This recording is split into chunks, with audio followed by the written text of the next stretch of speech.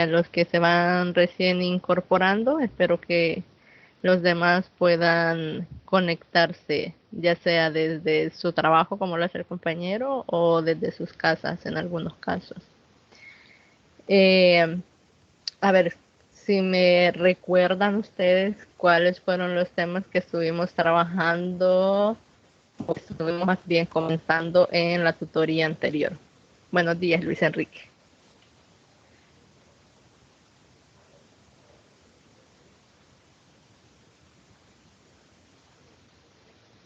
¿Cuáles fueron los temas que tratamos en la tutoría anterior?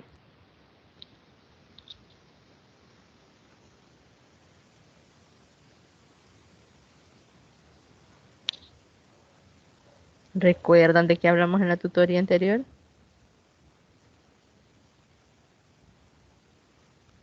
A ver, así facilito. Lo primero que se nos venga a la mente.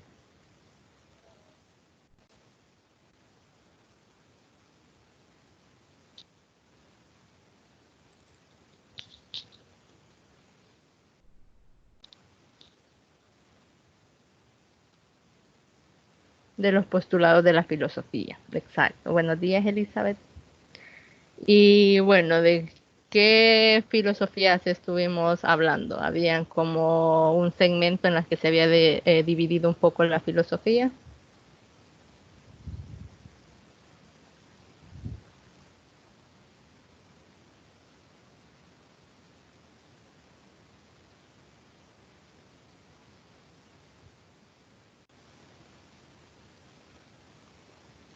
Creo que una de las quizás que recordaron un poco más es porque hice un poco de la asociación de lo que se veía en una película. Ahí era como una de las corrientes o una de las segmentaciones de la filosofía. ¿Cuál era esa?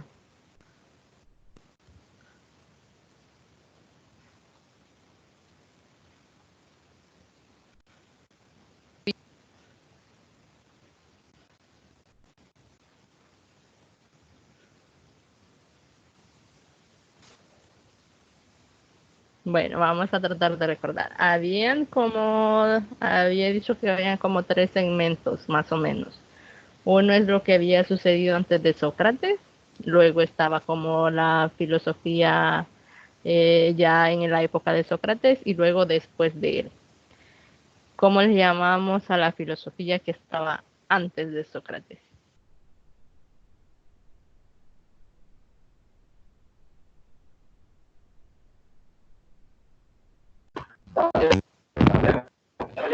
Presocrática.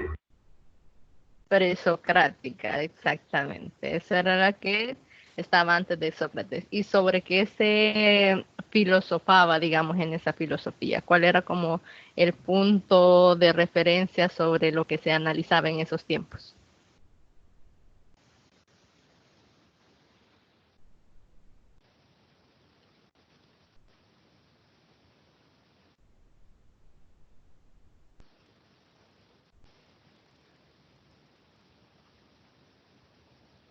Ya olvidamos. Bueno, tenía El que... estudio Ajá, de la naturaleza, alguien quería comentar algo. el estudio de la naturaleza, el estudio de la naturaleza. Se les llamaba lo que son Exacto. físicos y Ujú. naturalistas. Sí, muy bien, tenía que ver con la naturaleza o como lo dice también Luis Enrique por acá, de la realidad y las entidades materiales.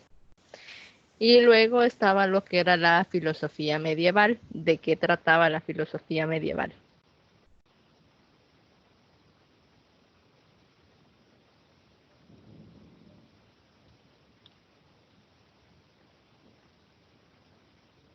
Menos mal no es una evaluación.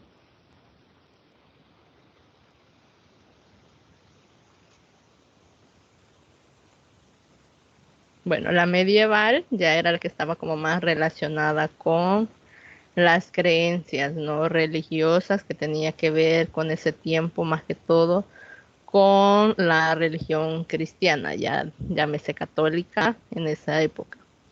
Y luego venía, digamos, la otra corriente que tenía que ver con el renacentismo, que es donde había hecho yo la asociación con cierta película por ahí, que ya es donde regresábamos nuevamente a analizar el interés por el ser humano, por el pensamiento del ser humano. Entonces, en la filosofía medieval, digamos que teníamos dos tipos, ¿no? La filosofía medieval, repito, tenía que ver con la parte de Dios, que era la patrística y la escolástica. Dentro de esos aparecían algunas situaciones que se reconocen en este momento como los postulados de esa filosofía. Buenos días, Silvia. Entonces, en ese sentido, por ejemplo, observamos aquí que algunos de los postulados de la filosofía medieval, más que todo relacionado con la parte de la patrística, aparecen algunos que dice creo para entender y entiendo para creer. Tenemos también el hombre está conformado por un cuerpo físico y un alma. Y luego, una vez recibida la fe, la razón supera los propios límites mediante la iluminación divina. ¿Qué es lo que nos llama la atención de estos tres postulados que aparecen ahí en la filosofía medieval?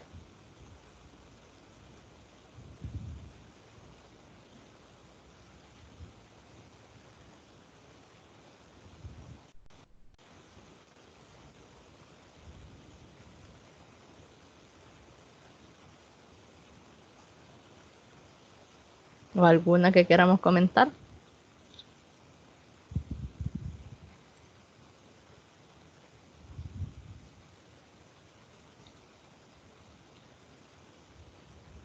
Hoy hemos venido más calladitos de lo normal.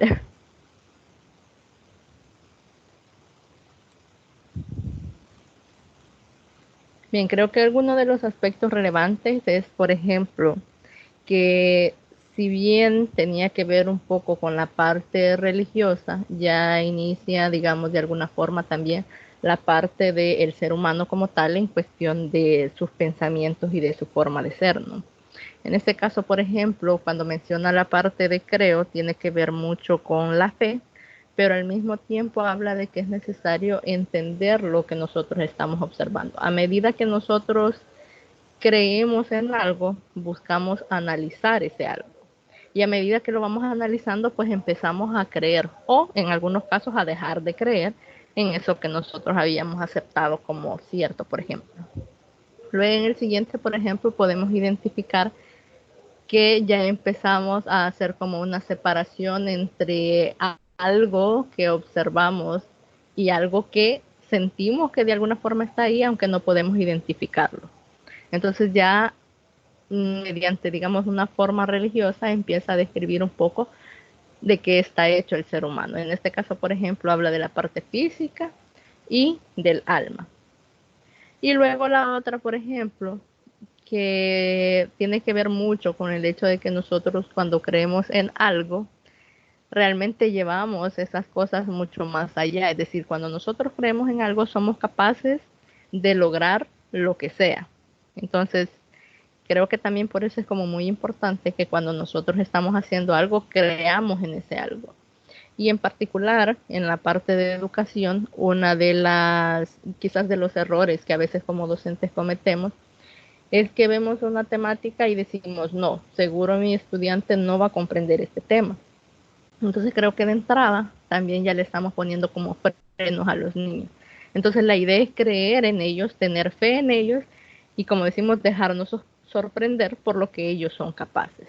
Entonces creo que dentro de las cosas que ya se trabajaban ahí, de alguna forma nos estaban dando como algunos lineamientos de las actitudes que a veces debemos de tener como docentes. Y si bien es cierto, hay algunas temáticas que pueden ser mucho más complicadas, creo que en ese caso la labor de nosotros como docentes es buscar estrategias que nos permitan, o más bien que le permitan a nuestros estudiantes recibir y crear ellos también sus propios conocimientos, pero siempre teniendo fe en lo que ellos son capaces de lograr. Luego, por ejemplo, si ustedes recuerdan, la filosofía medieval Aparte de que tenía como dos particiones, que era la patrística y la escolástica, habían otros dos tipos dentro de la escolástica, que era la lectio y la disputatio, o al menos sí más o menos recordamos que aparece por ahí en el material. No sé si alguien recuerda a qué hace referencia la lectio y la disputatio.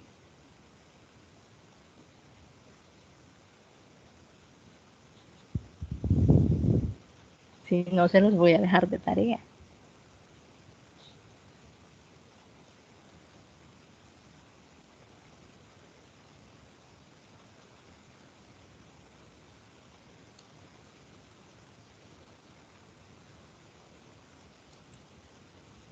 Bueno, así en resumen. Una tiene que ver con el hecho de que se reunían a discutir un tema en particular y todos hablaban sobre ese tema. Mientras que la otra, que no voy a decir cuál es cuál, para que ustedes vayan por ahí a revisar el material, porque seguro que en algún momento les puede aparecer por ahí en una evaluación. La otra tenía que ver con que se reunían y discutían el aspecto que quisieran, es decir, cada quien llevaba un tema en particular que le llamaba la atención y a partir de ahí, pues, eh, cada quien empezaba a dar su opinión y así sucesivamente, como cuando uno se reúne con sus amigos y lleva un tema cualquiera que a cada quien le interesa y comienzan como a discutir ese tema. Entonces, dentro de la filosofía, particularmente ya la escolástica, aparecen los postulados que aquí están. El primero, por ejemplo, el conocimiento natural parte de la experiencia. ¿Cómo ustedes relacionarían este primer postulado que está aquí con ya su papel o su labor como docentes?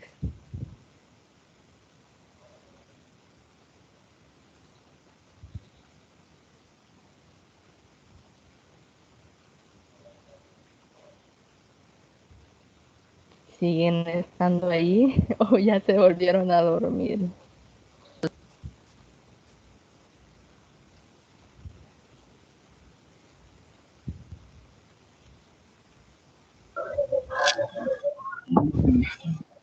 El alumno aprende de acuerdo a sus expectativas o lo que ya trae dentro de su mente.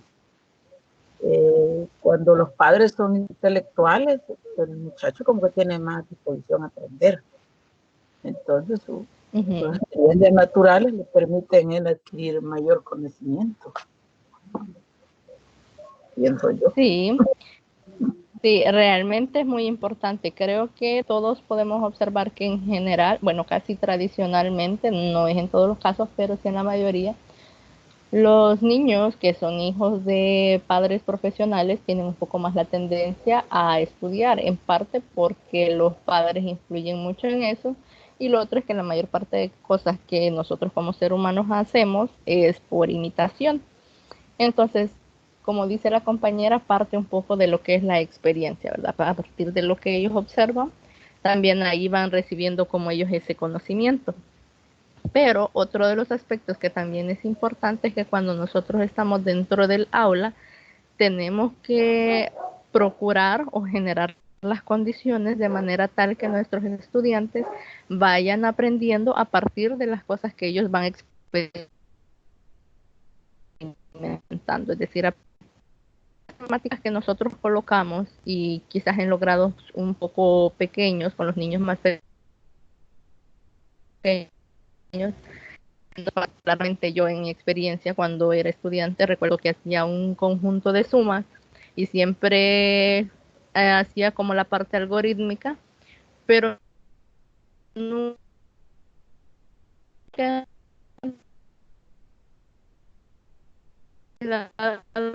podía distinguir aquellas cosas que yo realmente hacía en mi vida cotidiana, es decir, todos íbamos a la tienda, podíamos sumar precios, entre otras cosas, porque yo ya sabía sumar, pero no podía relacionar ese conocimiento con lo que yo tenía a mi alrededor. Entonces, creo que para que nuestros estudiantes comprendan sobre todo la importancia de las matemáticas, es importante partir de la experiencia que ellos tienen.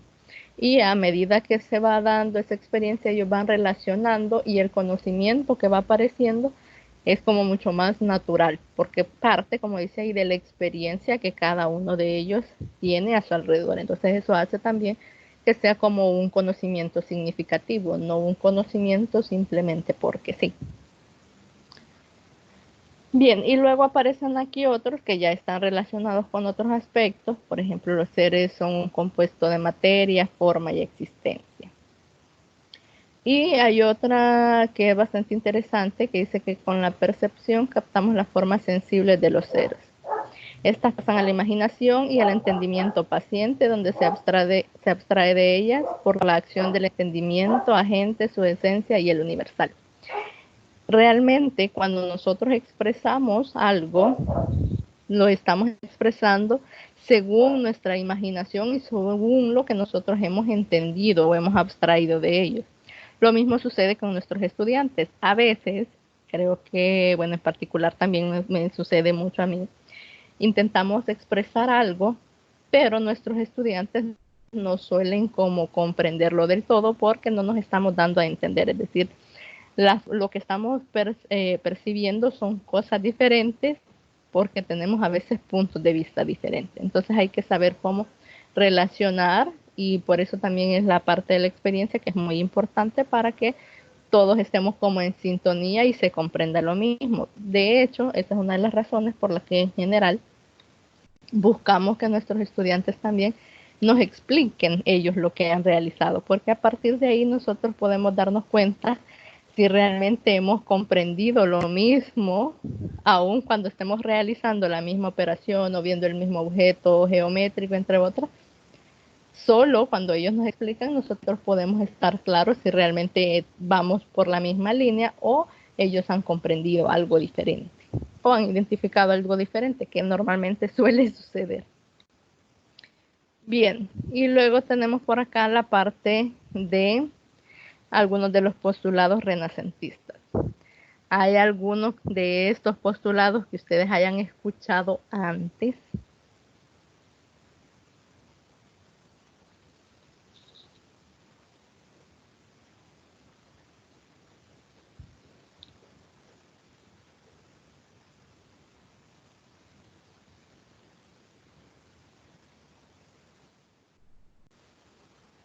Uh-huh. ¿Ninguno les suena conocido? El último, ¿no? Ajá. ¿Qué nos quiere? Uh-huh. Lo he escuchado de esta ¿en forma qué que dice, contexto? bueno, Ajá. yo lo he entendido así de esta forma, lo he escuchado, que dice, Dios dice, ayúdate que te ayudaré. Entonces quiere decir que uno mismo tiene que ponerse, ayudarse a uno mismo a ponerse metas o las cosas que uno desea alcanzar para que Dios le pueda ayudar en términos religiosos, ¿verdad? Sí. Que de hecho eso también está muy relacionado cuando, por ejemplo, dicen que quieren ganar la lotería y no han comprado billetes de lotería, ¿verdad? Entonces lo primero que nosotros debemos de hacer, según este postulado, es realmente esforzarnos por alcanzar nuestras metas y solo a partir de ese esfuerzo alguien nos va a ayudar, en este caso Dios, nos ayudaría a continuar con esas metas. Entonces lo primero que debemos de hacer es, como dicen, poner de nuestra parte, ¿sí? ¿Alguien más quiere compartir algo? Bueno, por acá Luis Enrique nos dice que no conocía ninguno de ellos. En particular, por ejemplo, para mí el más conocido era el primero que dice: en el país de los ciegos el tuerto es rey. Exacto. A ver, Silvia, si nos comenta un poquito en qué aspectos usted o en qué contextos ha escuchado ese. Creo que aquí lo conocemos más como dicho, más que como un postulado.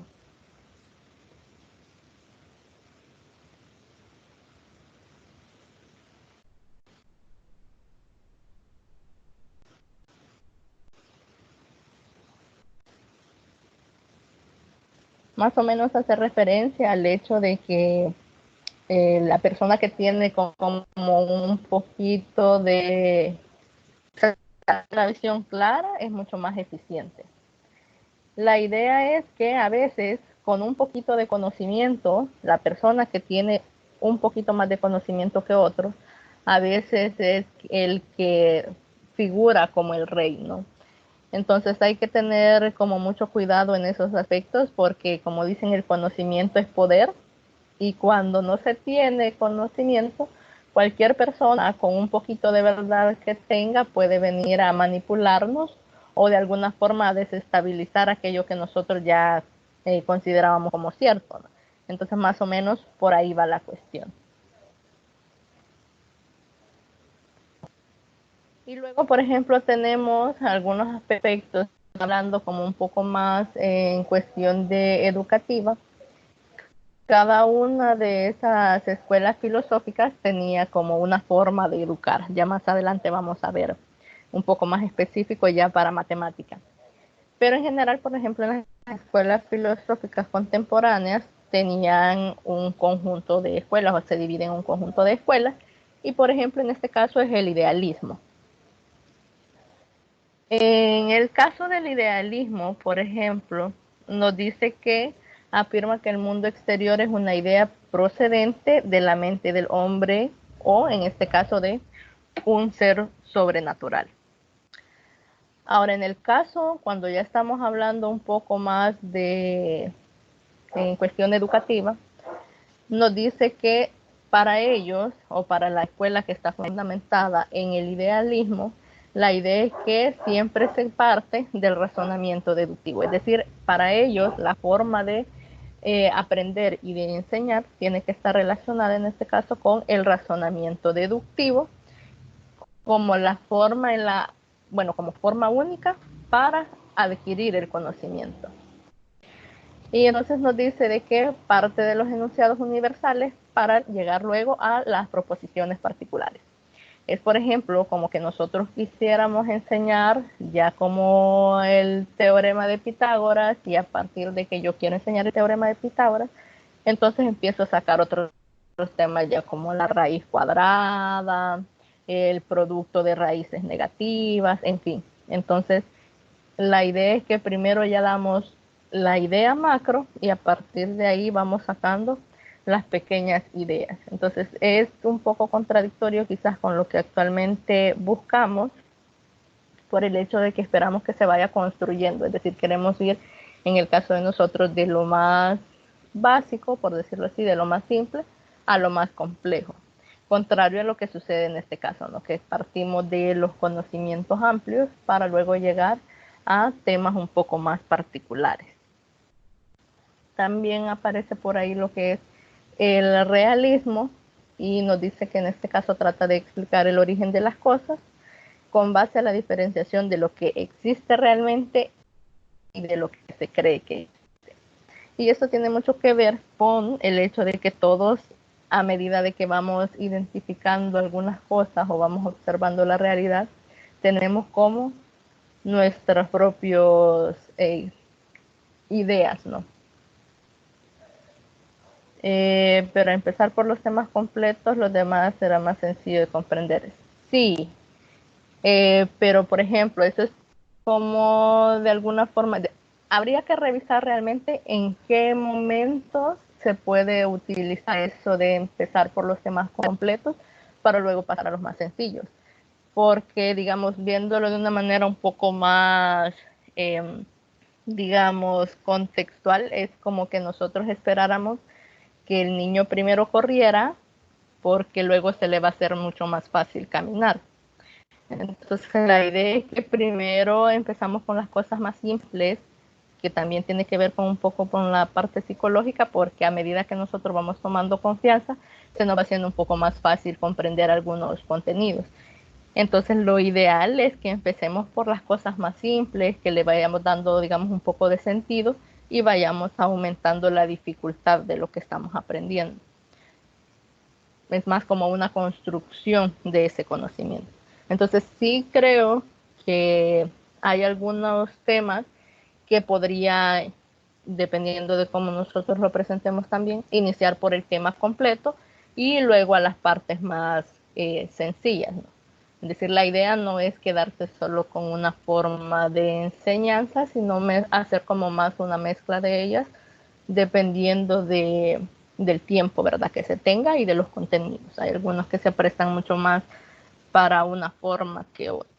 Entonces, continuando con la parte del realismo, la idea acá es que cada quien construye como una idea de lo que sucede o de su contexto de alrededor, dependiendo de cómo sea su imaginación o cómo sean otros aspectos.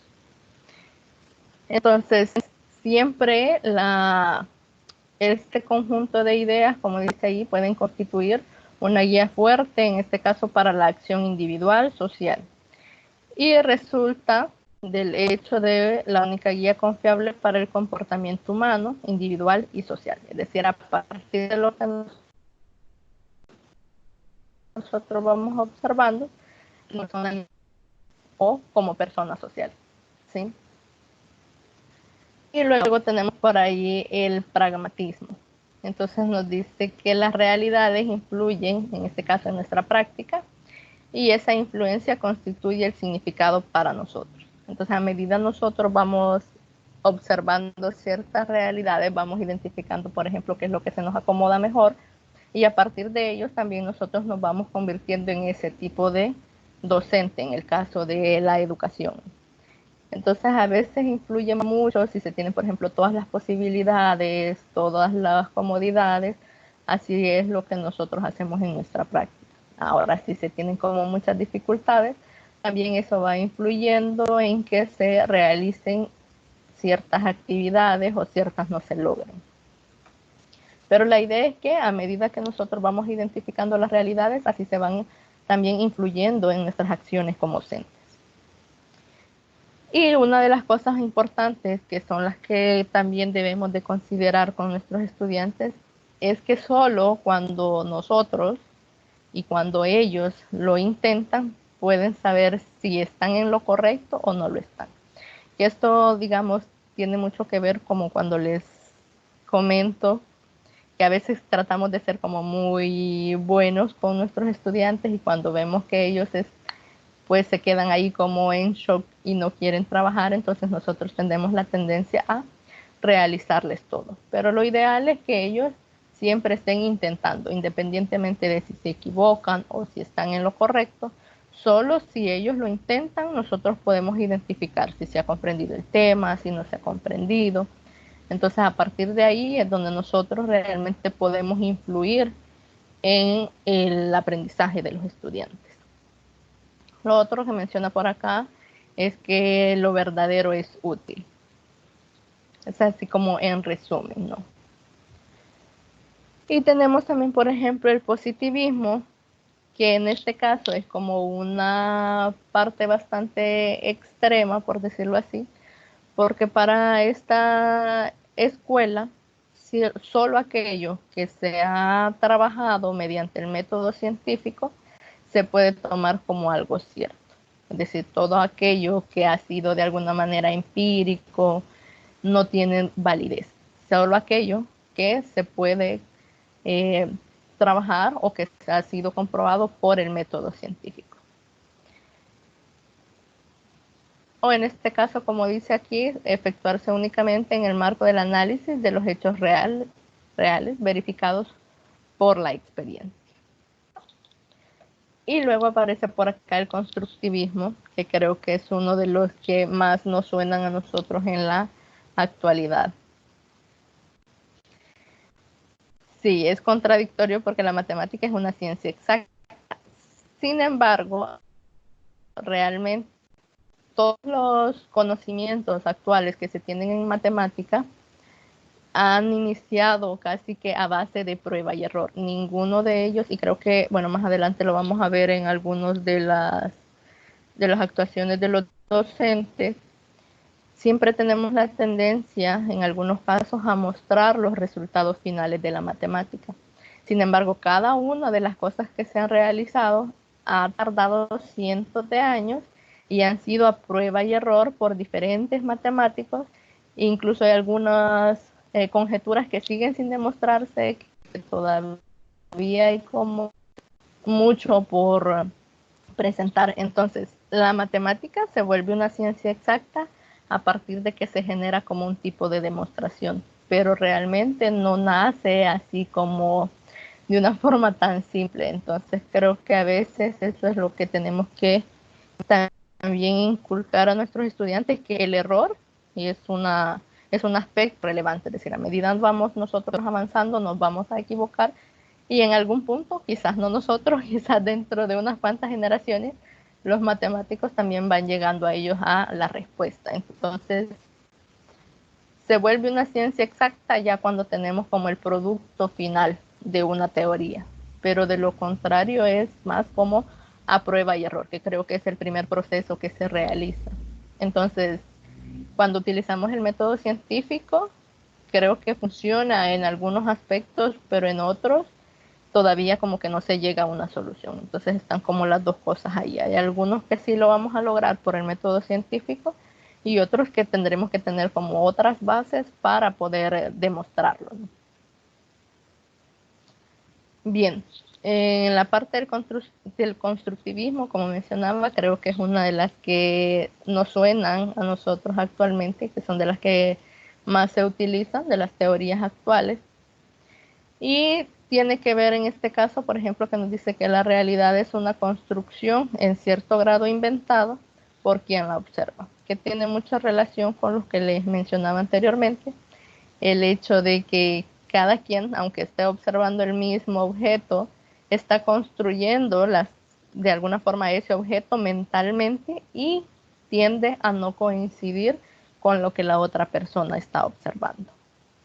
Además, como dice ahí, nunca se puede llegar a conocer la realidad tal como es, pues siempre al conocer algo, ordenamos los datos que obtenemos de esa realidad en un marco teórico o mental.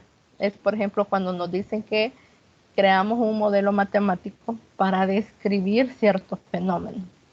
Sucede que en realidad lo que estamos haciendo es construir, si bien es cierto, un modelo que se apega bastante a ese fenómeno que nos han pedido que se parezca, pero no lo describe como tal. Es decir, para que suceda un fenómeno existen una cantidad enorme de variables y al final creo que todo está relacionado con todo, de manera tal que no podemos describirlo exactamente, sino que más bien obtenemos una aproximación a ese fenómeno. Entonces tiene mucha relación con esta parte. Ahora, ¿qué sucede con la educación en estos sistemas educativos realistas? Pues lo primero que nos dice que el propósito es el enfoque realista, bueno, de la educación idealista es transmitir la herencia cultural que refleja la verdad que fue progresivamente develada en el curso de la historia. Y los elementos de la mente son primarios para la educación y particularmente en la matemática, la concepción idealista y platónica nos quiere decir que en este caso considera al alumno que debe adquirir primero las estructuras fundamentales de las matemáticas de forma axiomática. Es decir, no parte necesariamente de la experiencia o como lo decía, que sea prueba y error, sino que memorizar o aprender los axiomas y a partir de estos axiomas empezar a generar la teoría matemática. Entonces lo ideal es como que yo ya tengo una base y a partir de esa base yo comienzo a generar, digamos, los contenidos o comienzo en la etapa del aprendizaje de esos contenidos. Entonces eso es más o menos lo que sucede en los sistemas educativos idealistas, es decir, qué es lo que a nosotros nos gustaría. Dígame.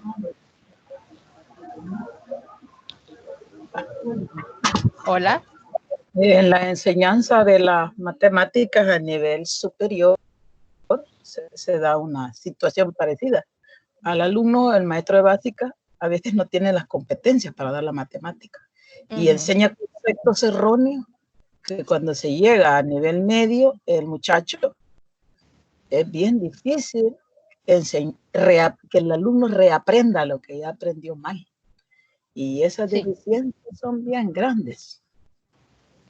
Sí, realmente creo que tenemos como una concepción un poco errónea de lo que es la educación, al menos particularmente para mí, en los grados de es donde se forma realmente la estructura del pensamiento matemático. Entonces ahí deberían de existir personas que realmente comprendan qué es lo que está sucediendo tras de eso, porque como dice la compañera, ya cuando llegan a otros niveles un poco más avanzados, es complicado desaprender y aprender nuevamente de ahora de una forma quizás correcta, algo que no obtuvo en los grados anteriores, ¿verdad? Entonces, es muy importante que las personas que trabajan en esta etapa sepan realmente qué es lo que están trabajando. No sé si iba a comentar otra cosa. No. Ah, le escuchaba todavía por ahí, dije yo, ¿será que le interrumpí? No. No. Bien.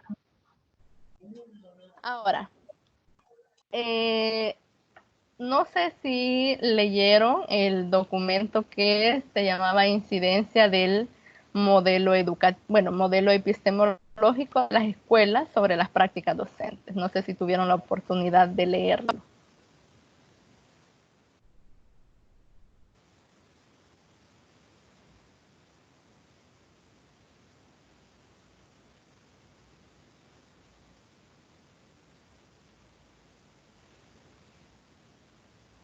¿Lo alcanzamos a leer o no nos quedó por ahí mucho tiempo? No quedó mucho tiempo.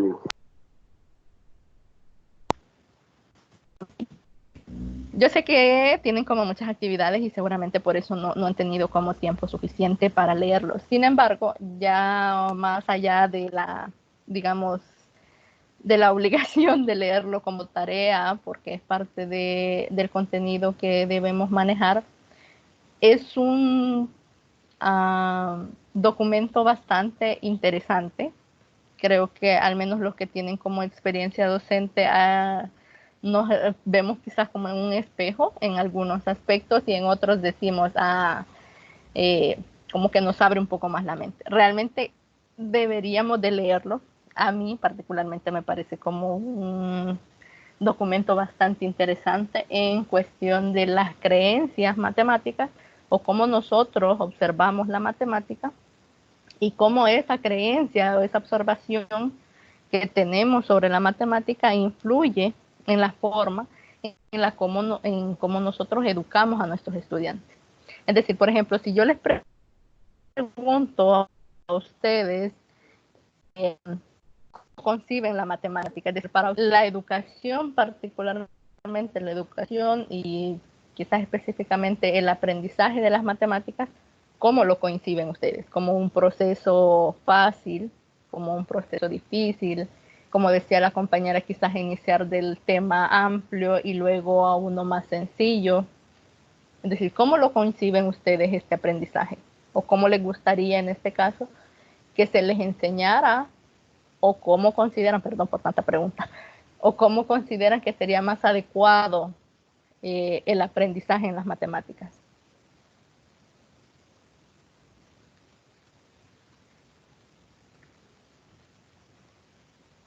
Es decir, pónganse ustedes. Sí, dígame. Prácticamente lo que es la matemática en educación básica, a veces hay bastantes situaciones de ejercicios, digamos, que la manera quizás más fácil para que los estudiantes aprendan no solamente darle la base teóricamente, sino que también que puedan realizar prácticas a través de la teoría, que la teoría no se quede, como decir, muda, porque hay temas en los cuales se puede aplicar lo que es la teoría a la realidad de lo que es la vida de cada estudiante, ¿verdad? Entonces, creo que una de las cosas para que el estudiante pueda aprender matemáticas de una manera más factible pueda ser a través de la práctica, pero también que vayan de la mano junto con la teoría, que sería lo principal. Muy bien. ¿Alguien más que quiera dar su opinión? Un ejemplo que el alumno le cuesta es con relación a las fracciones. Sí. Si el maestro lo enseña de lo concreto, a lo abstracto, el alumno lo entendería más fácilmente. Pero ya en los niveles de media hace uno lo posible. Pero estas fracciones el alumno no logra entender, ubicar números fraccionarios en la línea recta, no sabe cómo son. Y luego a veces el maestro le enseña la teoría, cómo hacer la multiplicación de fracciones, división de fracciones, suma, pero el alumno si no llega con lo concreto, es bastante difícil porque solo le ha dado la parte teórica. ¿Alguien más tiene deseo de compartir su opinión?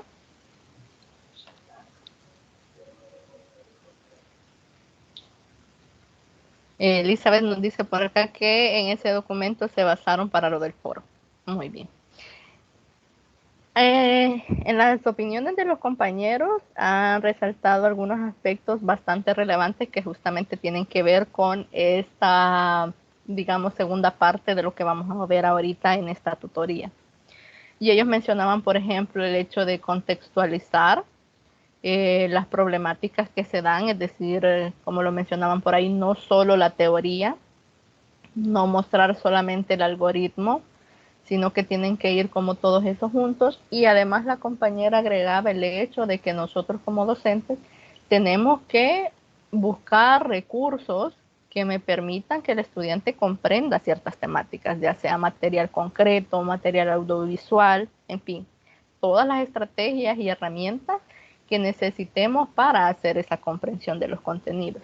Obviamente, como ella lo menciona, ya cuando vamos llegando a bachillerato, ya encontrar un recurso que me permita trabajar ciertos contenidos se vuelve un poco más complejo, y quizás por esa misma razón es que en algunos casos muchos de los docentes se quedan simplemente con transmitir teoría. Y esas son una de las cosas que vamos a, digamos, a revisar en este momento. Por ejemplo, todos creo que hemos escuchado de la parte de la geometría euclídea, y de ahí justo se desprende un poco lo que se conoce como el euclidianismo, que está dividido como en dos partes. La primera, que tiene que ver con los dogmáticos, y la segunda, que tiene que ver con los escépticos. La que tiene que ver con los dogmáticos nos dice que para alcanzar la verdad y saber que la hemos alcanzado, nos servimos de nuestro intelecto, que en este caso tiene que ver ya sea con las habilidades mentales que nosotros hemos adquirido en ciertos procesos, o utilizar nuestros sentidos, ¿sí? Y luego está, por ejemplo, lo que dicen los escépticos, es que en general nosotros nunca podemos llegar a alcanzar la verdad como tal, si no fuera en este caso por una ayuda mística o algo externo. Entonces, de alguna forma no podemos identificar si hemos llegado a lo correcto o no hemos llegado a lo correcto, es decir, no hemos alcanzado la verdad. Entonces, están esas dos ramas ahí. Entonces, con los escépticos hay una cosa bien particular que ellos trabajan.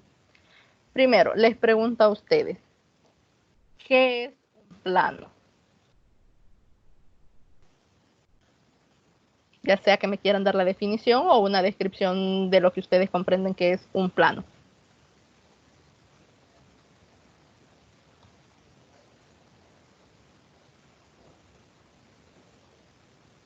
Ya sea el plano cartesiano o un plano, es decir, ¿qué es para ustedes un plano?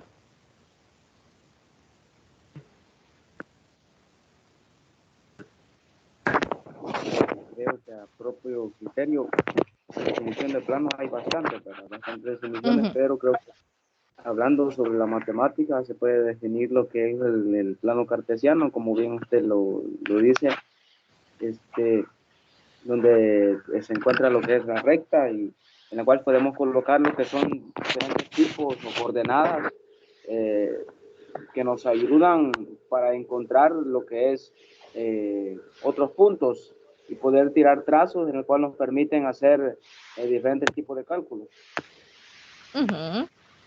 Creo que ha mencionado, digamos, una parte clave, y es que el plano está conformado, en este caso, por líneas. Es decir, yo uno un conjunto de líneas y obtengo un plano, pero al mismo tiempo ha mencionado todavía algo más que vamos a necesitar luego. Entonces, ya más o menos dimos nuestra idea de qué es un plano. Y aparecía por ahí el concepto de línea. Entonces, ¿qué es una línea? ¿Cómo describiríamos una línea? Es como la unión de infinitos puntos. La unión de infinitos puntos. Ahora yo pregunto, ¿qué es un punto?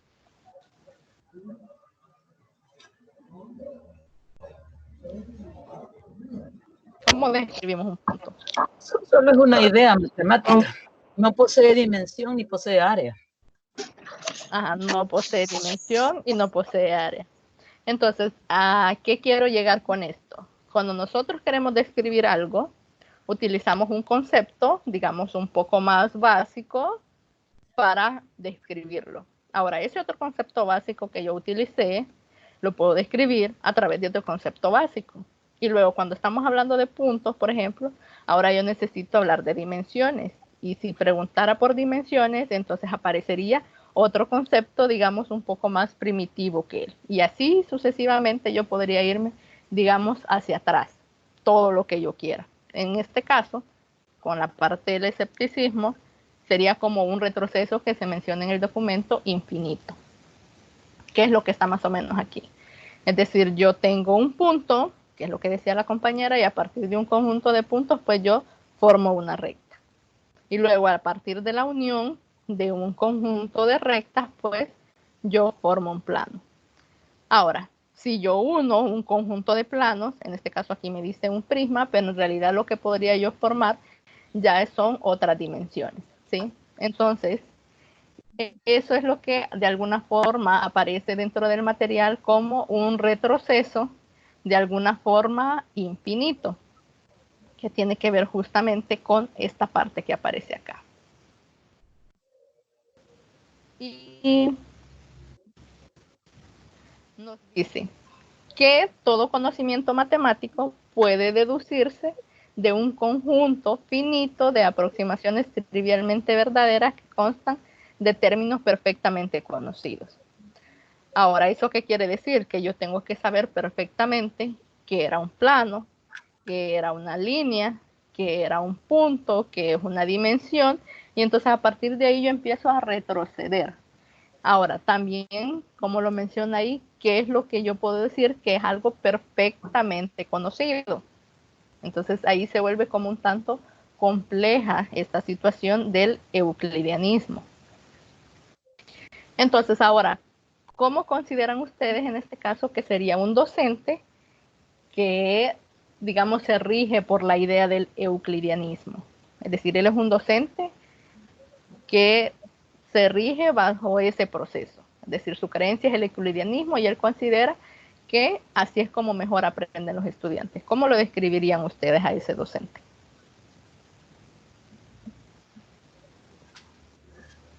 ¿Cómo fue la pregunta? Digamos que ustedes son docentes que consideran que el euclidianismo es la mejor forma de enseñar. ¿Cómo describirían entonces ese docente? Dígame. Sería que el docente solo se quedaría solo con lo que él enseña, no buscaría estudiantes que sean autónomos y que quieran descubrir más acerca del aprendizaje. Solo enseñaría lo que ya está escrito. Algo así como que simplemente utiliza ya los conceptos que él ya tiene, ¿verdad? No existe idea de que el estudiante pueda dar como sus propias definiciones o sus propios conceptos. ¿Qué más? ¿Qué otra cosa le agregarían ahí?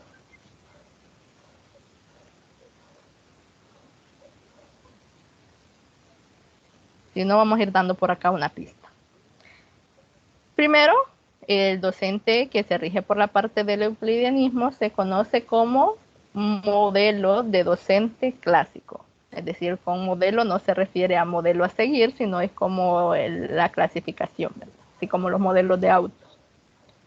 Y entonces, la primera parte que tiene este docente es que para él el proceso de la enseñanza es mecánico y trivial y totalmente controlable por el profesor. ¿Por qué? Porque él va enseñando el concepto y a partir de ese concepto básico, pues entonces simplemente yo me aprendo ese concepto y la enseñanza de la matemática o mis estudiantes deberían de comprenderlo totalmente. Es decir, todo lo que se hace dentro del aula, el docente lo tiene totalmente claro y nada de lo que el estudiante haga realmente se puede salir de control.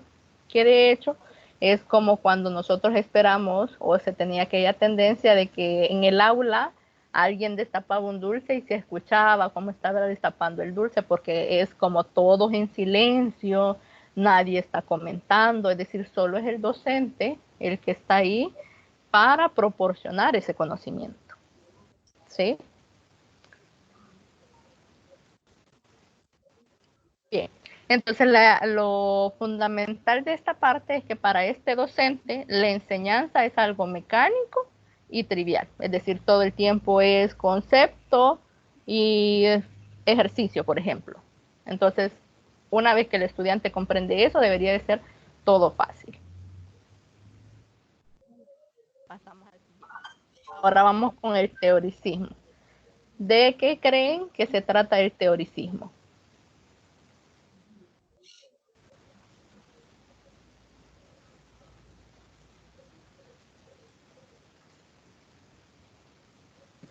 De toda la teoría, como en sí lo dice la palabra. Uh-huh. Entonces, ¿cómo sería un docente que está bajo la idea del teoricismo? Silvia nos dice enseñanza basada en teorías y leyes. Dígame. El docente se centra más que todo en lo que son las teorías y deja en segundo plano lo que son las actividades de los procesos. Uh-huh. O sea, la matemática sí la deja en segundo plano y se propone solo dar lo que son las teorías, los conceptos. Muy bien. Veamos. Entonces, según el teoricismo, como ya lo dijeron ustedes, se trata de dar el conocimiento, ¿sí? La teoría tal cual. Pero aparte de dar esa teoría, realmente lo que nos van dando son lo que se conoce como conocimientos acabados o cristalizados. ¿Eso qué quiere decir? Que yo ya le doy exactamente la teoría en su producto final. Es decir, de ninguna manera yo trabajo de cómo se llegó, por ejemplo, a formar cierto teorema o de cómo se trabajó la parte de cierto proceso. Simplemente el proceso es así y así lo vamos a hacer. ¿Por qué? Eso no importa. Quedó así y entonces así es como se hace y ya. Algo así como de alguna forma de una sola vez ir aplicando la parte de el conocimiento final, no el proceso tal cual. Es como todas las guías que el ministerio ha dado a todo lo que es básica, ¿verdad? La implementación de libros, de SMAT y todo eso, que solamente servirían como una guía para el docente. Sí, en efecto, es decir, ahí es más una guía del conocimiento tal, no de una historia de cómo se va construyendo. Aunque de alguna forma se trabaja el proceso, porque, bueno, no los he revisado todos, pero en su mayoría de lo que he alcanzado a revisar, lleva como un proceso para finalizar ese conocimiento tal cual. Es decir, no iniciamos, por ejemplo, sumando números llevando dos veces, sino que primero se suman números de una cifra, luego de dos cifras y así sucesivamente. Entonces, digamos que lleva un poco el proceso para el aprendizaje, por ejemplo, para sumar llevando. Ya no se da directamente de una sola vez, así se suma llevando, ¿sí? Pero si es una guía, el docente debe de agregar otros aspectos, como ya lo decía la compañera, por ejemplo, utilizar material concreto que le permita al niño comprender esos procesos.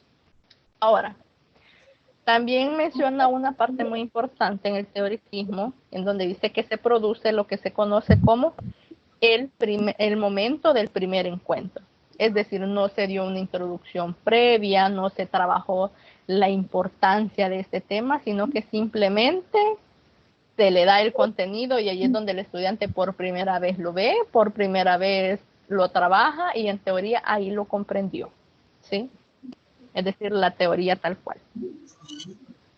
Entonces, para este docente que trabaja la parte del teoricismo, que como menciona en el documento, realmente no es que exista un docente que se quede con una forma así pura, pero digamos que si existiera un docente que se rigiera estrictamente por el teoricismo, lo que haría sería, para él, enseñar y aprender matemáticas, para él sería enseñar y aprender teorías, ¿sí? Entonces, ¿qué sucede con un docente que es del tipo teoricismo? Pues el profesor es el que enseña. Él lo sabe todo, él lo puede todo y el niño está ahí simplemente para recibir la información, ¿sí? La resolución de problemas como tal es una actividad secundaria. Es decir, bueno, ahora vamos a poner un problema de la vida cotidiana, pero eso pareciera que es alejado del conocimiento que estamos trabajando en la teoría matemática. Es decir, ni siquiera en estos casos llevan la parte de contextualización. Simplemente son números y procesos por ahí apareciendo. Y dice que no hay tareas orientadas a la creación de estrategias de solución. Es decir, todos los ejercicios son del mismo tipo. Suma tanto más tanto, sumo tanto más tanto, o multiplico, o divido, pero no hay otra idea que al estudiante digamos, lo lleve a analizar qué es lo que está sucediendo o cómo podría resolverlo de otra manera, sino simplemente seguir lo que la teoría me dice. ¿Algún comentario al respecto? De pronto me emociono hablando.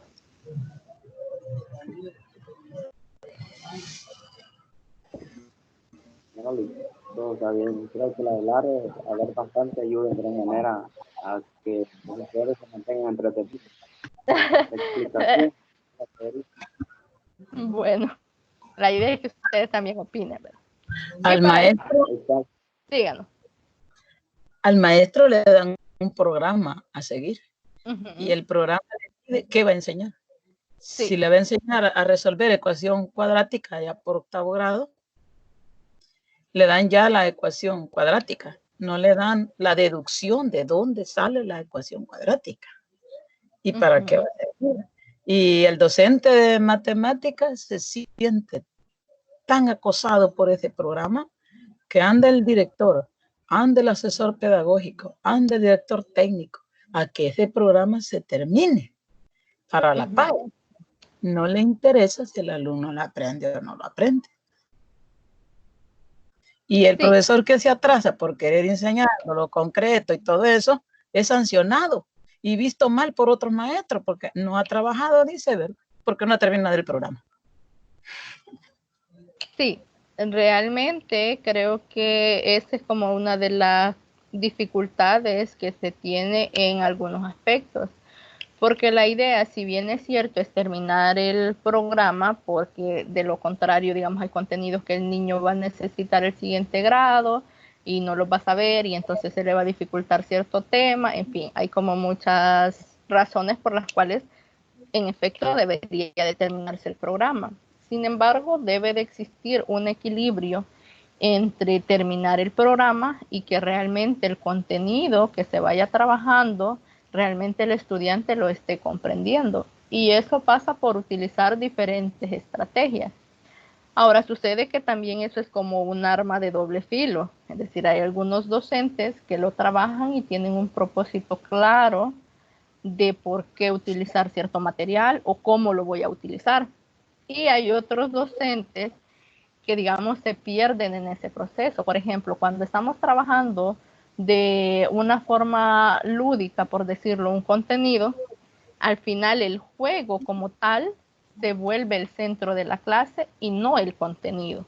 Entonces creo que ahí es donde surge como un problema de cómo poner en práctica una estrategia metodológica diferente sin perder de vista qué es lo que yo quiero lograr. Entonces ahí es donde hay como un choque entre si termino el programa siguiendo únicamente lo que me dicen o yo encuentro unas estrategias diferentes que no me saquen del objetivo tal cual, ¿verdad? Que es el aprendizaje de cierto contenido. Lo ideal es que se hicieran ambas, es decir, hay clases que se prestan mucho para trabajar dentro del aula y hay otras que se prestan más para trabajarlas fuera del aula sin perder, por ejemplo, de vista qué es lo que yo quiero hacer, ¿verdad? Bien, entonces pasamos a la parte del tecnicismo. ¿Qué consideran ustedes que sucede acá en el tecnicismo? Prácticamente aquí sería ya casi lo que es los avances tecnológicos, ¿verdad? La tecnología y lo que sería con respecto a la práctica. Ya es como la parte de práctica, ¿verdad? ¿Qué más? ¿Qué dicen los demás compañeros?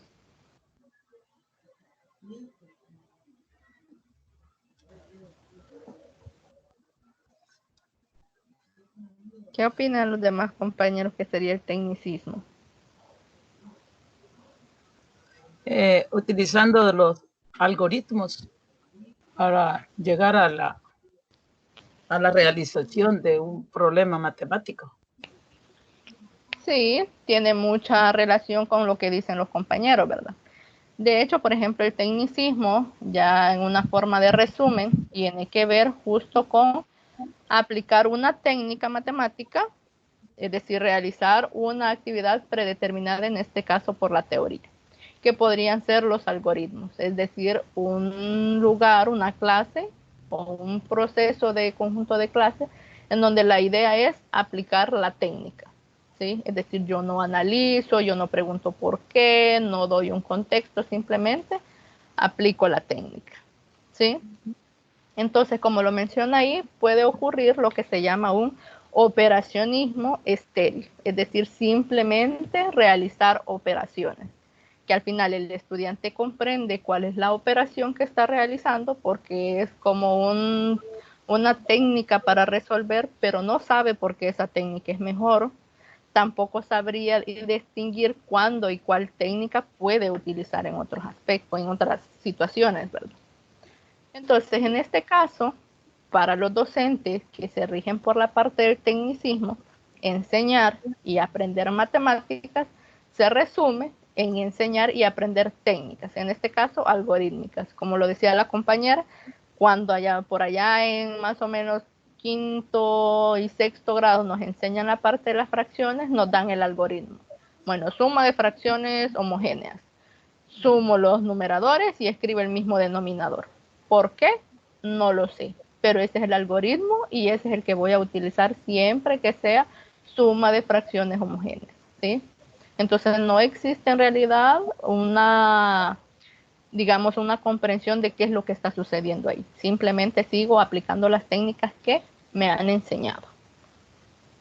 Entonces, como lo dice aquí, se concibe al estudiante como un autómata. Él simplemente está trabajando justamente el código que le dieron que debía de trabajar, los procesos que le dijeron, ¿sí? Y ahí tiene que ir el estudiante y no se puede salir de eso.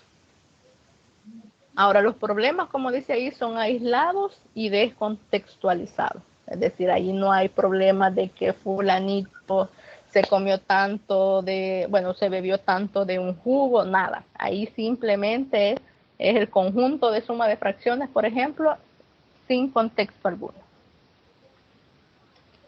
Y por eso también aparece ahí la parte de que no hay tareas orientadas a la creación de estrategias de solución. Todos los ejercicios son del mismo tipo, es decir, como cuando quizás la mayoría de nosotros nos dejaban hasta 20 sumas en un día y eso era lo que yo trabajaba en la hora de la clase. Ahí no había otra estrategia, no había contexto, no había nada. Simplemente el conjunto de ejercicios que yo tenía que resolver aplicando la misma técnica o el mismo algoritmo siempre. No sé si hay dudas en esta parte o algo que deseen agregar.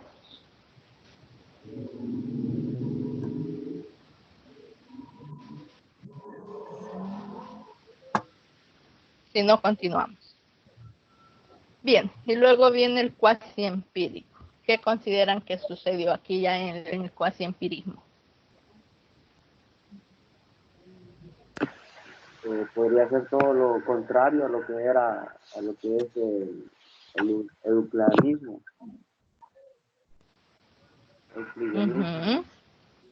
¿Eso qué significaría así como todo lo contrario? Ya un poco más, digamos, ejemplificado.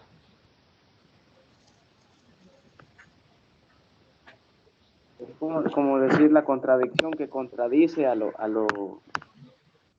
que es eso del euclidianismo.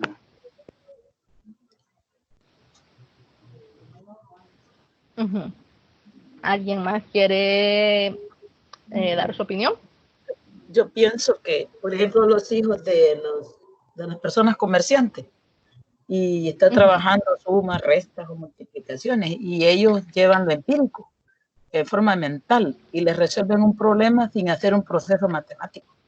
Tanto, dice, y ellos dicen, no, pero ¿de dónde lo sacan? Ellos no quieren demostrar ellos porque ellos tienen habilidades matemáticas bien amplias, pero en forma empírica. No sabe cómo se resuelven las operaciones, pero sí saben lógicamente cómo resolver un problema. Sí, es decir, el aprendizaje de ellos fue, digamos, ya en la práctica, ¿verdad? De hecho, muchas de las personas comerciantes no saben a veces leer y escribir, pero ellos manejan muy bien las operaciones, es decir, no necesitaron de alguna forma ir a una institución a que les dieran como esa estructura para ellos saberlo, sino que es a partir de la experiencia. Entonces, en el cuasi empirismo, uno de los aspectos es que, por ejemplo, la teoría, como dice, está bien probada. Sigue basada en axiomas y los enunciados básicos son explicados. Es decir, a partir de esto no significa que yo tuve que utilizar el método científico para decir que eso era cierto, sino que parece que esto funciona siempre de esta forma. Entonces puedo decir yo que está bien probada, ¿sí? Y los enunciados básicos ya no retrocedemos tanto como en la primera parte que mencionábamos, sino que ahora podemos explicarlos. Y como dice la compañera, se parte de teorías matemáticas informales, es decir, de lo que nosotros aprendemos, de nuestro contexto, de lo que hay alrededor de nuestras vidas, y luego lo probamos. Es decir, no nos quedamos en este caso solo con la idea de funciona y parece que lo saqué de tal contexto, sino que de alguna forma también necesitamos darle la validez necesaria. Entonces, se prueba. ¿Pero de dónde parte? Pues de las matemáticas informales que nos rodean. Ya no como en los casos anteriores, por ejemplo, que ya se daba la teoría tal cual, que ya se daba el algoritmo, sino que aquí primero de alguna forma lo vamos a vivenciar de una forma informal, valga la redundancia. Entonces aquí es donde surge una parte importantísima en el área de la educación en matemáticas, y es que ahí es donde dejamos de creer que enseñar y aprender matemáticas es algo fácil, sino que ya requiere de un proceso que lo hace, en este caso, mediante el descubrimiento. Entonces, en las teorías anteriores, por decirlo de alguna forma, el aprendizaje de la matemática era trivial, ¿sí? Era algo que el docente podía manejar, era algo que todo funcionaba muy bien. En el caso del cuasi empírico ya empieza como a notar que el aprendizaje de las matemáticas no es tan simple como nos lo hacían creer. Y lo hacemos mediante la parte del descubrimiento. Entonces aquí, ¿qué es lo que sucede? Pues a partir de que yo observo un fenómeno, yo empiezo a hacer mi conjetura. Yo creo que funciona así, pareciera que el resultado siempre va a ser así, entre otras cosas. O probar tentativamente, como dice ahí, que puede ser que en algunos casos, bueno, voy a ver si el resultado es este. Y lo pruebo una y otra vez a manera de encontrar, digamos, un patrón, ¿sí? O contrastar, es decir, yo lo trabajé así y probablemente otro compañero lo trabajó de otra manera, entonces encontrar el contraste en esas dos cosas. O, ¿por qué no? Refutar lo que ya está ahí, buscar contraejemplos, en fin. Es decir, ya no se trata de trabajarlo únicamente como el profesor me lo había presentado, sino que ahora yo como estudiante ya puedo buscar mis propias estrategias, ya puedo analizar, ya puedo comparar, es decir, ya hago otras actividades mentales que antes no hacía porque simplemente tenía que seguir lo que ya me habían proporcionado. Ahora, lo que sucede es que tareas como tal para la creación de soluciones no hay. Es decir, simplemente están, por ejemplo, conjeturar, probar, contrastar, refutar y otros que aparecen por ahí en el documento. Pero tal cual como yo crear mi propia estrategia, no. Sigo, digamos, algunas estrategias que ya me han dado, pero no es directamente que yo voy a crear las mismas, ¿sí? Aunque ya hay dentro de la clase otras actividades. Y desafortunadamente los ejercicios siguen siendo un poco rutinarios, al menos en la definición de esto del cuasi-empirismo. No sé si hay dudas en esta parte. ¿O algo que agregar? No, todo bien. Ok. Continuemos entonces. Y luego aparece por ahí el modernismo. ¿Qué considera usted que es el modernismo o que se trabaja por ahí?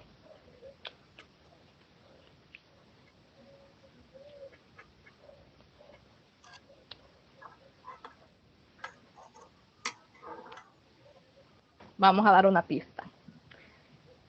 Lo primero es que, junto con el cuasi-empirismo, por ejemplo, la matemática no es trivial. Y no es una actividad que el profesor pueda controlar. Si yo hago esto, aseguro que el 100% de mis estudiantes comprendieron. No, ahí no existe eso, sino que el proceso de aprendizaje no es tan fácil. Tenemos que buscar nuevas estrategias y yo no, como docente, no puedo decidir quién comprende y quién no, o que todos comprendan. Es decir, pueden suceder muchísimas cosas dentro de esta parte que es el modernismo. Ahora, nos dice que la actividad matemática, por ejemplo, ahora se identifica con lo que se conoce como exploración de problemas no triviales. ¿Sí? Es decir, ya no son aquellos problemas donde yo evidenciaba qué operación iba a utilizar o qué algoritmo iba a utilizar o la fórmula que yo iba a utilizar, sino que ahora son otro tipo de situaciones que ya vamos a ver un poquito más adelante. Entonces, este docente nos dice que para él enseñar y aprender matemáticas es equivalente a enseñar y aprender con la actividad exploratoria. Es decir, que ya no es algo que yo le voy a proporcionar ya la estrategia para resolver, sino que él puede explorarlo. Libre porque lo puede hacer dependiendo de cómo la estrategia o las habilidades de cada estudiante tenga y respecto a la creatividad de cada quien, ¿sí? Ahora, cuando dice problemas no triviales, en este caso no se refiere en realidad a problemas un poco, por decirlo así, contextualizados, tal cual, sino, por ejemplo, problemas de tipo olimpiadas.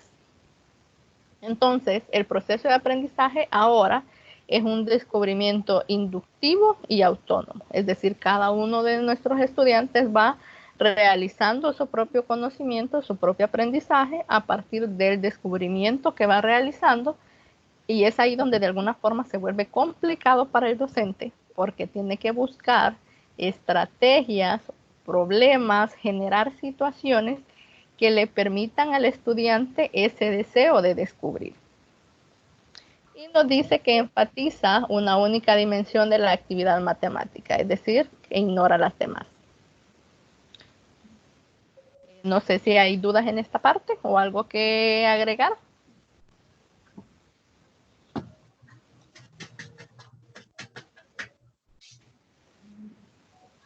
Si no, vamos a continuar. Bien, ahora el procedimentalismo. ¿Qué consideran ustedes que es?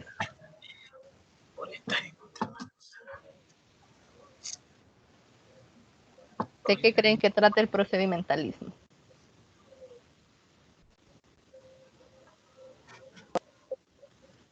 No tengo ninguna idea. Muy bien. ¿Alguien que quiera compartir algo que comprenda o igual si no tienen como muy claro de qué creen que puede tratar?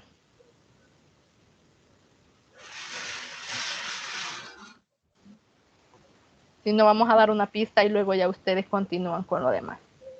Nos dice que el principal objetivo del proceso didáctico es el dominio de sistemas estructurados de técnicas heurísticas, es decir, los procedimientos que se realizan para resolver algunos problemas. ¿Qué podríamos agregar ahí? ¿Qué sería el procedimentalismo?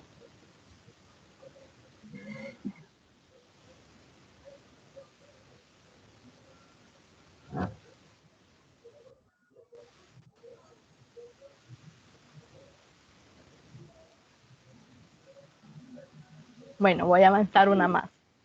Ajá, dígame.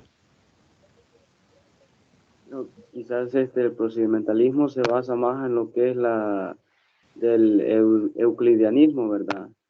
Como que va al lado de él, en dicho caso que el euclidianismo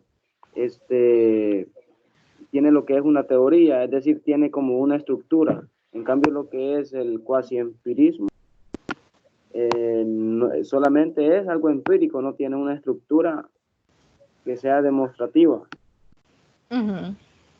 Sí, justamente, digamos que en el procedimentalismo ya hace una unión de ambas cosas que usted menciona, que es el euclidianismo por un lado, porque ya nos da la parte de la técnica, del trabajo con la teoría, entre otras cosas, pero al mismo tiempo utiliza lo que es el cuasi-empirismo, porque también lo hace mediante una actividad exploratoria. Entonces, digamos que reúne esas dos cosas, que es la segunda parte que aparece aquí. Reúne la actividad exploratoria, es decir, la parte del cuasi-empirismo, con el trabajo de la técnica. Y nos dice que trata únicamente clases prefijadas de problemas como consecuencia del momento teórico. Entonces, según estas personas que aparecen acá, el procedimentalismo es un modelo de docente de segundo orden. ¿Por qué de segundo orden? Pues porque, como lo mencionaba anteriormente, utiliza dos cosas: el momento exploratorio y el trabajo de la técnica. Los anteriores que habíamos visto, como lo mencionaba el compañero, uno, o era solo el algoritmo o era solo la teoría, y en el caso del cuasi-empirismo, pues era la experiencia nada más. En el caso del procedimentalismo, como ya utiliza dos cosas al mismo tiempo, que es la teoría, por decirlo así, o la técnica, y la parte del momento de la vivencia, entonces ya se dice que es de segundo orden, porque tiene ambas cosas. No sé si hay dudas en esta, digamos, pequeña definición del procedimentalismo.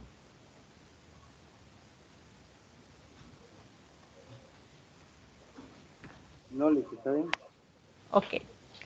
Bueno, y luego llegamos a uno que se nos hace bastante conocido. Lo hemos escuchado muchas veces, al menos en cuestiones de teoría de la educación, y es el constructivismo, que en este caso se divide, digamos, en dos formas.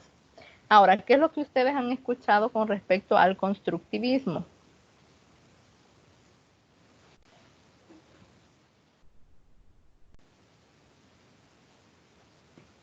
Así, en un término general, a mi propio criterio, sería como que más bien los estudiantes, digamos, tratan de crear lo que son opiniones o ideas acerca sobre un tema.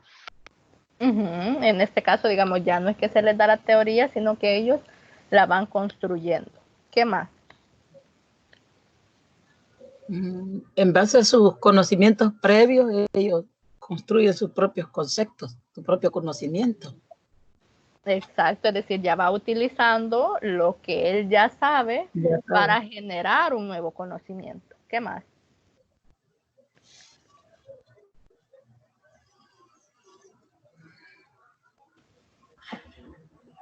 Bueno, si no, vamos a pasar a un poco la definición de ambos. Está, por ejemplo, el constructivismo psicológico y el matemático.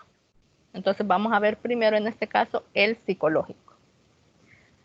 Ahora, en el psicológico hay algunos aspectos que a veces se nos salen un poco de control a nosotros como docentes, porque ya es algo que está sucediendo directamente en la cabecita de nuestros niños, es decir, en la mente de ellos, ¿sí? Entonces es como un poco complicado para nosotros identificar qué es lo que está sucediendo. Pero dentro de eso, por ejemplo, la idea es que, en primer lugar, cuando yo estoy trabajando el constructivismo o una clase basada en el constructivismo, lo primero que debo de garantizar es que el estudiante esté buscando cómo resolver ese problema. Es decir, debe de interesarse, de introducirse él en la resolución del problema. Debe estar pensando en eso. Y al mismo tiempo, bueno, ahí se me fue un error de ortografía.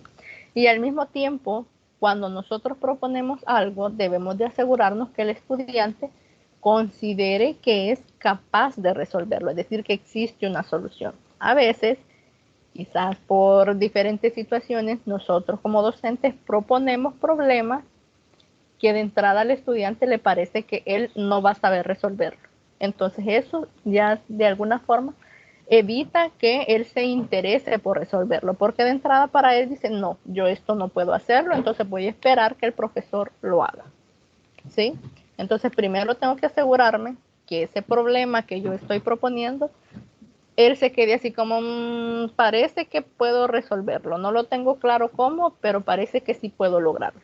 Y a partir de ahí, de alguna forma, él va como deseando o introduciéndose a la resolución de ese problema. Es decir, tiene que ver un poco con la parte motivacional del estudiante.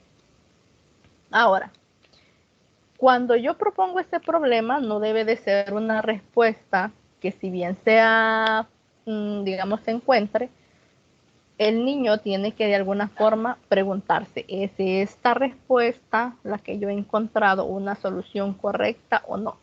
Que normalmente, por ejemplo, una forma un poco fácil de ejemplificar en este momento sería como cuando utilizamos las raíces cuadráticas.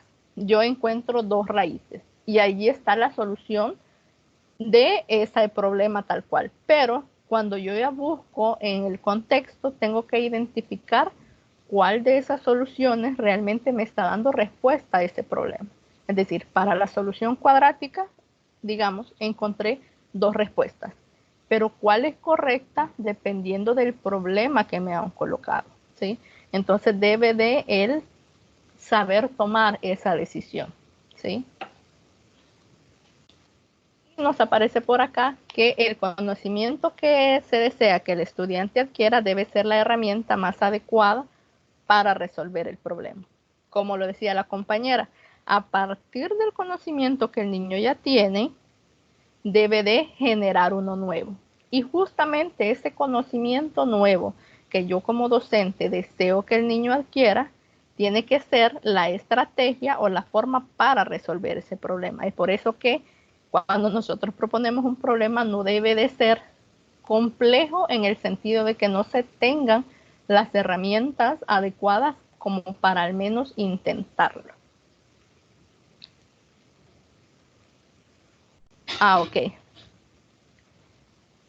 Bien. No sé si hay alguna duda o algo que agregar en este aspecto.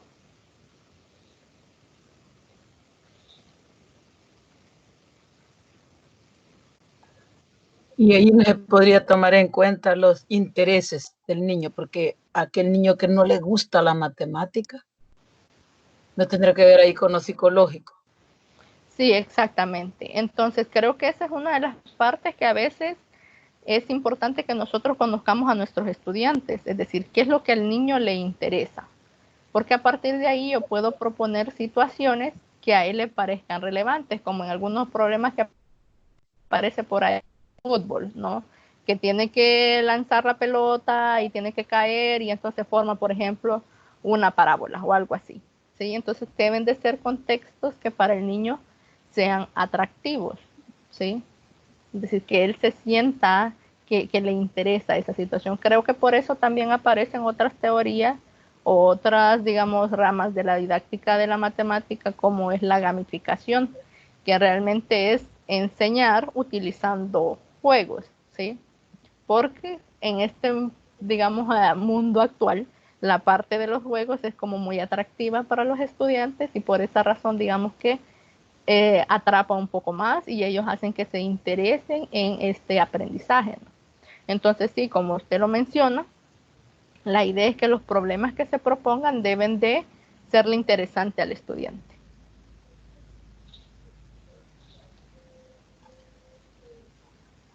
No sé si hay algo más que quieran agregar a esta parte del constructivismo psicológico.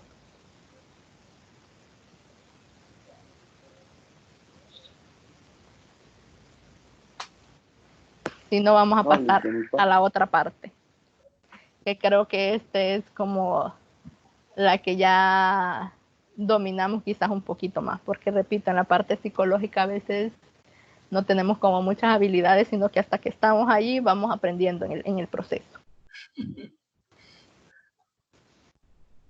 Ahora, en la parte de esto, ignora lo que se conoce como el trabajo de técnica, es decir, aquí no estamos trabajando el hecho de asegurarnos que les tanto en la parte de la técnica. En este caso ya entra como la otra parte del constructivismo.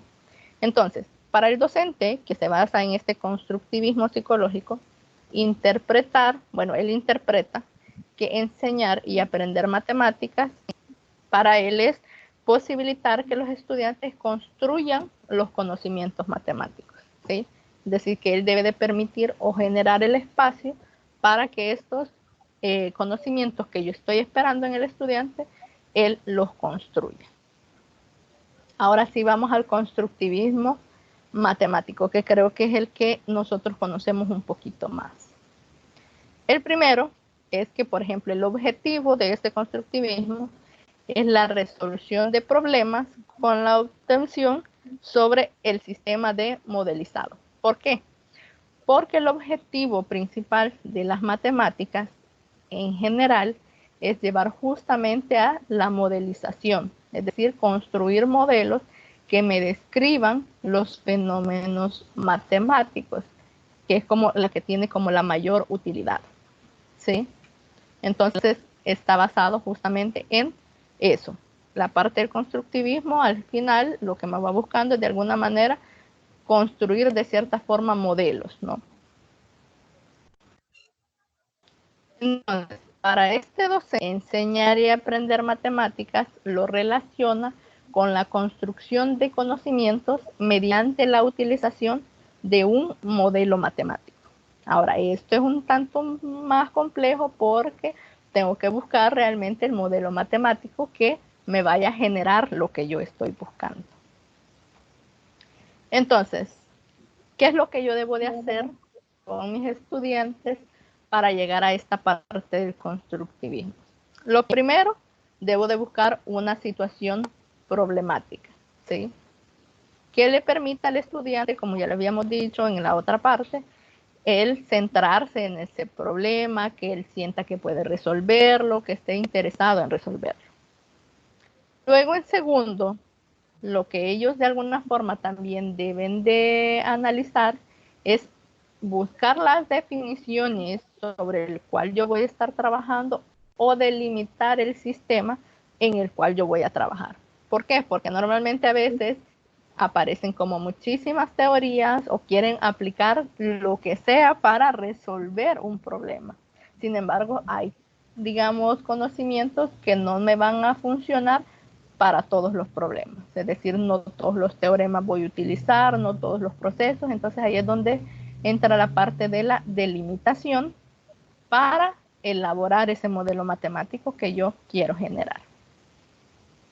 Y el tercer estadio, que ya entra un poco con los trabajos que hemos mencionado antes, en este caso del tecnicismo, que necesito, por ejemplo, una vez que ya voy construyendo mi modelo matemático, por decirlo de alguna forma, yo ya necesito realizar algunos procesos que tienen que ver mucho con la técnica, tienen que ver con la interpretación de lo que yo he estado realizando, es de saber identificar si voy o no por el lado correcto y al tiempo, como ya habíamos dicho antes, la verificación de los resultados. Es decir, no solo encontré este numerito que está aquí,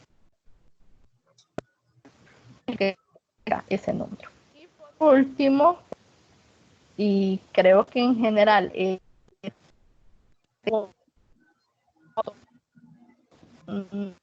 no lo trabajamos, tiene que ver con enunciar nuevos problemas. ¿Sí? ¿Algo que queramos agregar en esta parte?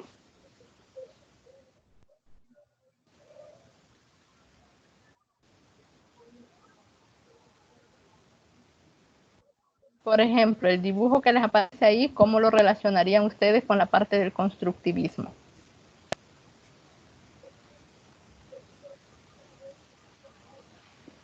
Ya sería que el estudiante se hace una idea acerca de lo que mira, pero también de lo que ya conoce. Por ejemplo, la forma de un cono, él puede saber, o la forma de ese cuadrado, o de ese cubo, perdón, él puede saber o imaginarse o hacerse quizás un diferente tipo de series de números dentro de su mente y ver, por ejemplo, calcular lo que es la sombra, cosas así, algo que le ayude o que en sí lo haga como de una forma constructivista. Veamos, ¿cuál sería, digamos, la situación problemática que ustedes le expondrían a su estudiante basado en este dibujo? Es decir, ¿cuál sería el problema que le propondrían resolver?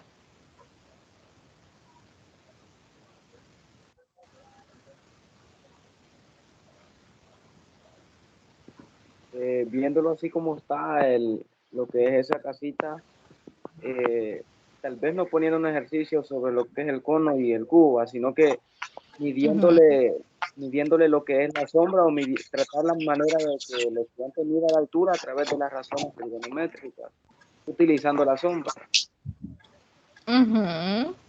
Sí, ¿verdad? Podría en un nivel un poco más amplio, digamos ya un grado un poco más grande, como dice el compañero, ya podría pedírsele la altura utilizando las razones trigonométricas. Ahora, por ejemplo, si nos vamos en los grados más pequeños, digamos tercer ciclo, se les podría pedir el volumen. ¿Hola? Medir las dimensiones para calcular el volumen. Ajá, calcular el volumen. Dentro la figura. Exacto. Entonces, O sería el también, volumen más o menos por dígame. como, bueno, también ahí se puede encontrar el área. En esa figura se encuentra volumen y también área.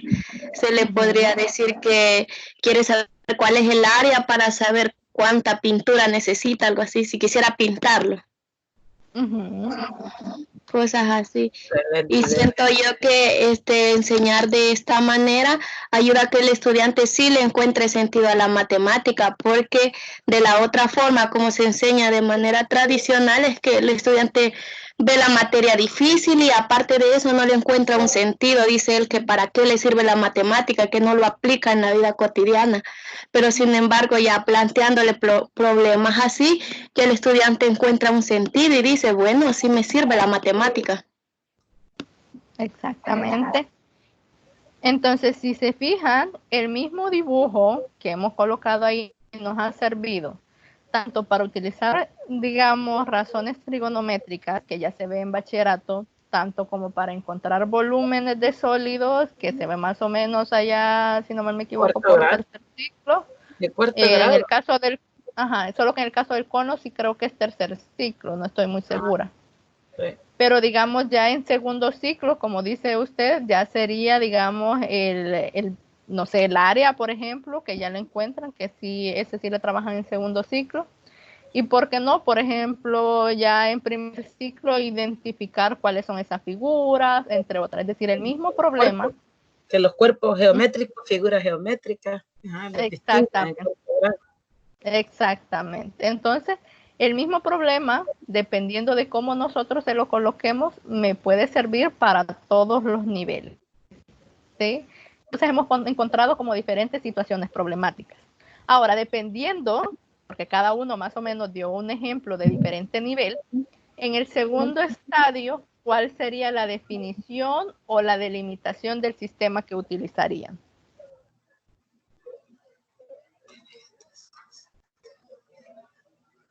De lo matemático. Definición, delimitación.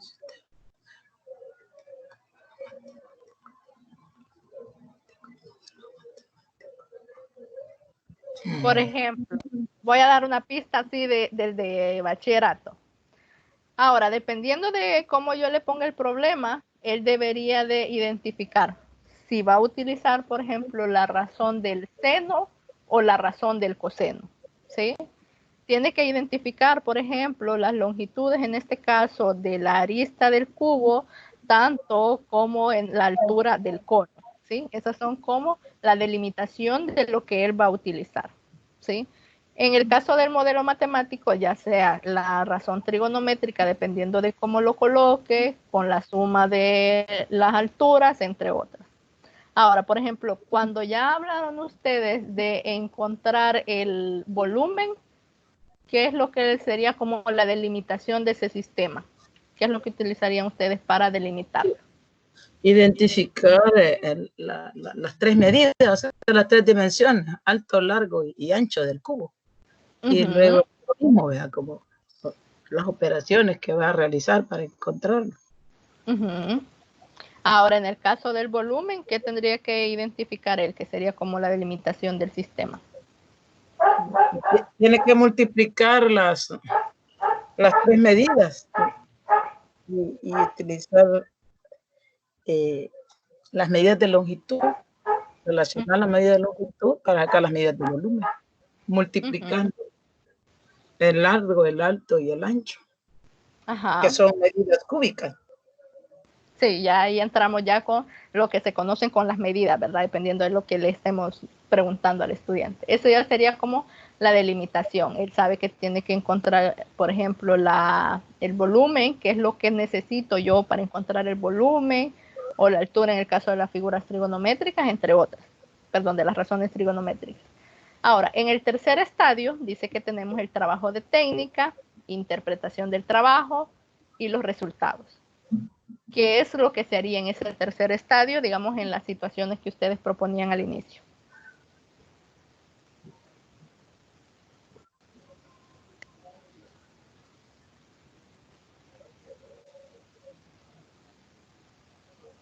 Tal vez la utilización del cubo en la vida diaria, donde se utiliza, en qué lugares se puede aplicar. Digamos que entraría más en el cuarto. Ahorita digamos que estamos en el trabajo técnico, ya se me va adelantando. Sí, no, es que me confundí. Yo pensé que ayer. No, estamos en el tercero todavía.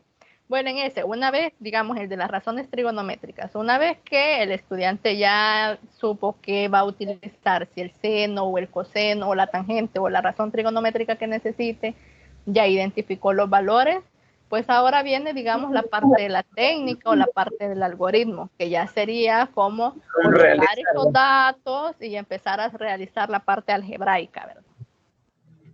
Así como también interpretar, no vaya a resultar que la sombra, por ejemplo, dependiendo de cómo se ve, en este caso en el dibujo no se logra identificar muy bien, me vaya a resultar que es demasiado pequeña cuando en el dibujo que estoy presentando es muchísimo más grande, ¿verdad? Entonces ya tengo que interpretar esos resultados y ver si realmente lo que he utilizado es adecuado. Ahora, en el caso que ustedes... de triangulación.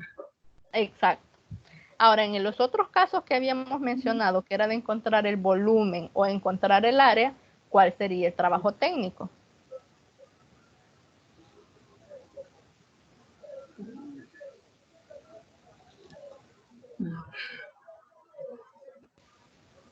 Bueno, más o menos es lo mismo, ¿verdad? Una vez que yo identifique, por ejemplo, el volumen, pues yo lo identifico con el cubo y entonces encuentro la fórmula del cubo y le subo, por ejemplo, perdón, del área del volumen del cubo y luego le sumo el volumen del cono, ¿sí? Y de ahí empiezo a hacer ya la parte algebraica. Tengo que interpretar los datos, que no me vaya a parecer que el volumen es muy grande o es muy pequeño en comparación de lo que yo estoy observando. Tengo que hacer los resultados. Este es más o menos el tercer estadio. Ya cuando yo realizo, como decimos, el trabajo así pesado de las matemáticas, pesado en el sentido de que es la parte algebraica, ¿verdad? Y luego vamos al cuarto estadio, que es lo que se haría, por ejemplo, en el cuarto estadio, en el caso de las razones trigonométricas, la situación que proponían utilizando las razones trigonométricas.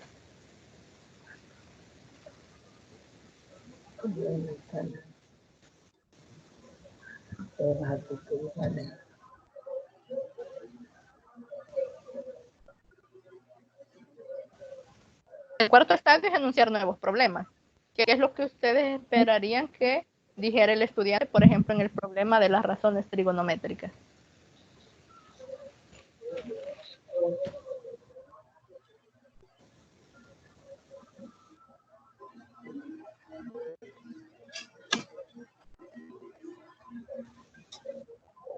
Bueno, en primer lugar, creo que ya podrían hacer como comparaciones entre las alturas, por ejemplo, de la figura que se ve ahí con la de un edificio, encontrando siempre la misma, la parte de las razones trigonométricas, ¿sí? Y estaría eso en los objetivos actitudinales, en las actitudes ya tomar el alumno, ese espacio, ese cuarto estable. No. Creo que entra, es más bien como una mezcla, porque en primer lugar tengo que tener como la motivación, que entra como la parte actitudinal, en buscar nuevas situaciones. Entonces allí sí entra la parte actitudinal, pero es como la motivación o el interés que yo tengo, o que el estudiante tiene en este caso, de proponer nuevos problemas. Y ahí ya también, viéndolo desde el punto de vista matemático, ya el docente tiene que identificar también que el nuevo problema que propone realmente coincida con la situación que se acaba de trabajar. No sé si me expliqué. ¿Cómo no? Sí. Bien. Ahora, en la parte donde estábamos trabajando el volumen de esa casita que estaba ahí, ¿cuál podría ser un nuevo problema?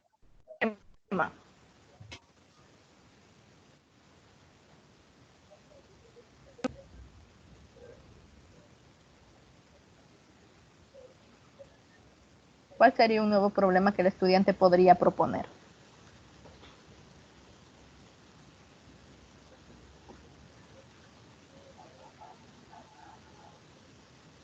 Solo así como pista. Eso es más como el volumen de figuras compuestas. Es decir, la figura de la casita está compuesta por un cubo y un cono. Entonces, en ese sentido, ¿qué otra cosa podría proponer el estudiante? ¿Qué otro problema?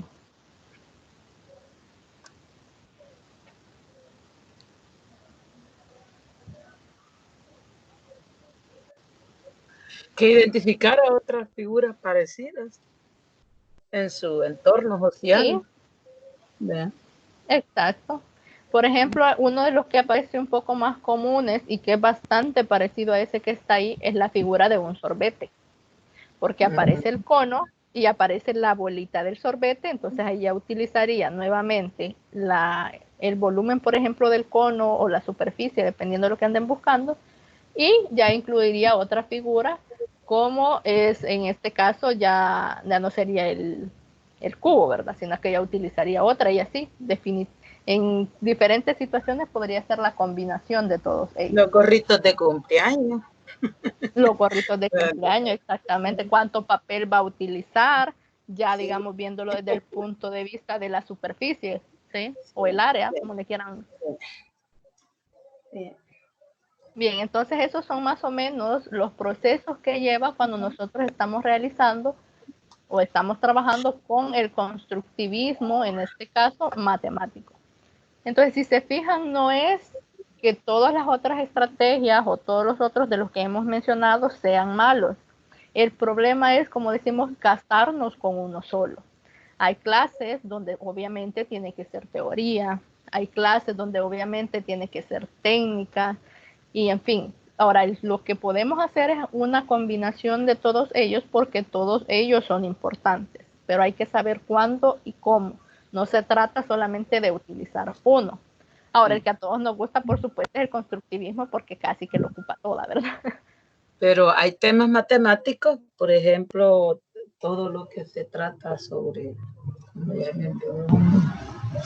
factorización, son temas bien áridos.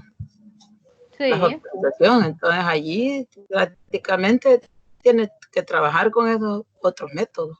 Exactamente, y ahí entra también un poco de lo que usted mencionó, creo que usted fue quien lo dijo, mencionaba, de utilizar material concreto. Pueden utilizar el GeoBlock. La factorización es un tema árido.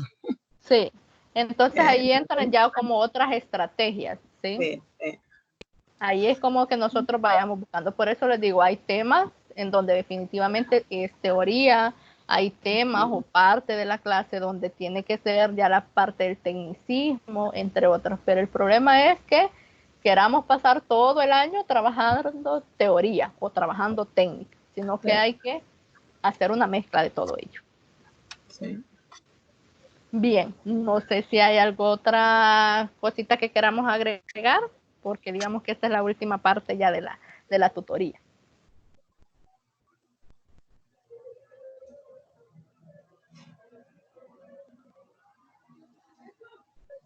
No. O todo está, ahorita todo funciona bien. Sí, quedó más claro ya lo del folleto. Estuve leyendo el folleto y yo a mí se me había quedado porque algún maestro de matemática dice, ¿para qué vamos a demostrar esto? Es algo trivial. Pero sí me confundí Sí. con la lectura bastante. Sí, sí. A veces hay que leerla mucho. Sí, pero yo entendí que es filosofía y la filosofía lo confunde todo a uno. Sí, es un poco enredado, pero ahí Y, vamos tratando. y había una pregunta que solo daba 2 opciones. Yo no estaba de acuerdo, pero como daba 2 opciones, no daba si sí o no, vea, solo que explicaba si el empirismo, el otro.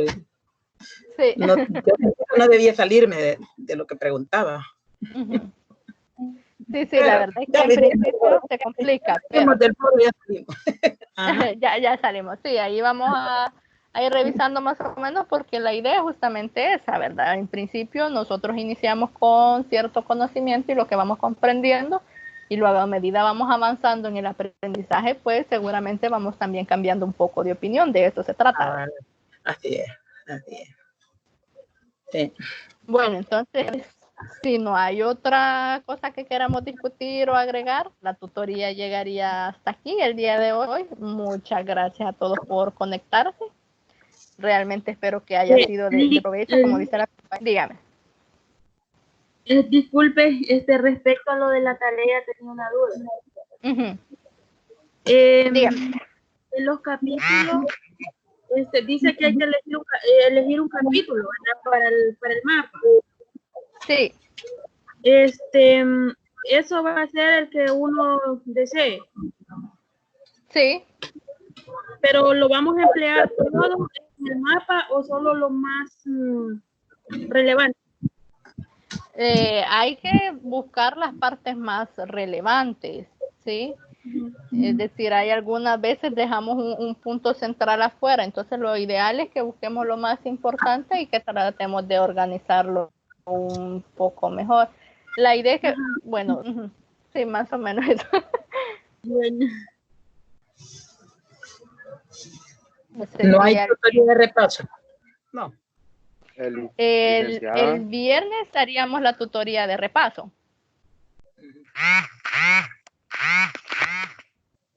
Igual yo siempre trato de estar conectada, aunque no aparezca así en la pantalla, ustedes pueden escribirme y ya nos conectamos, ¿verdad?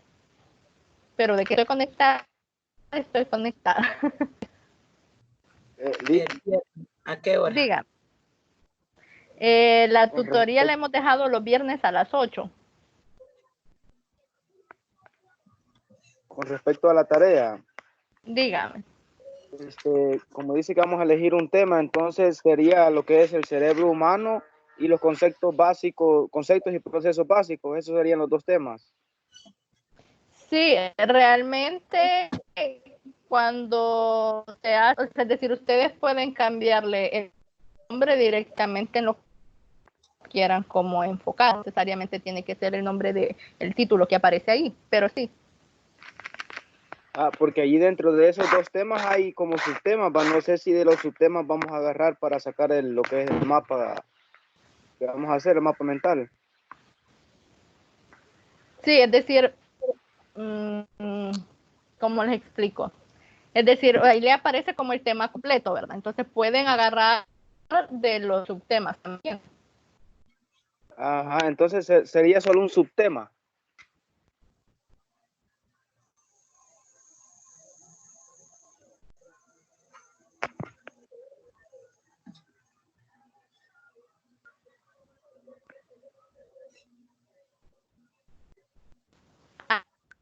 ¿Cuál es la longitud de cada uno de ellos? Permítame.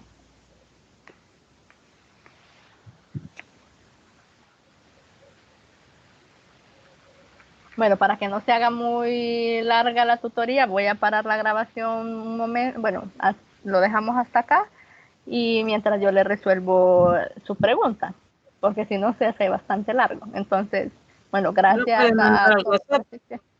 Sí, se los puedo mandar al WhatsApp para que a todos les quede por ahí. Y ya nos vamos a almorzar. Yo no estoy en